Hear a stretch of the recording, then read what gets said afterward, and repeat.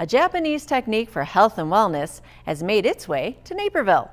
Our own Christine Lena got to explore Shinrin-yoku for Earth Week. So why don't we start with taking a couple of deep breaths. So deep breath in. Connecting with nature and opening your senses. That's what Shinrin-yoku Walks are all about. So when we go on a walk, what essentially I do is we provide opportunities, we call them invitations, for people to engage in different exercises within the natural environment. And the intent behind them is to get people to connect with nature in new ways or different ways than what they're typically accustomed to doing.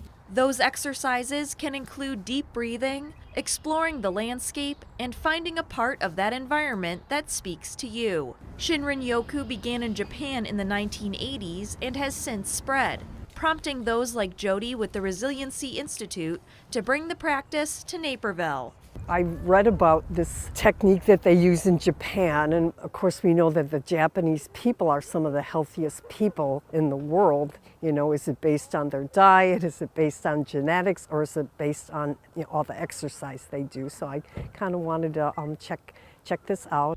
The guided mindfulness walk typically lasts 3 hours and has shown positive effects on physical and mental health.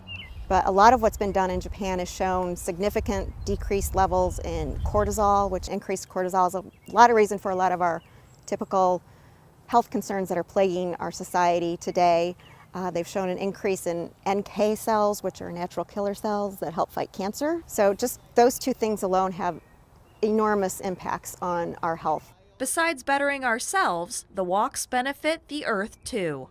And the more people feel connected to these places and on a deeper level with these places, it gives people an incentive to go out and want to take care of them and tend them and be in them. The Resiliency Institute will be leading Shinrin-yoku at its monthly free First Friday walks, along with other nature walks throughout the season.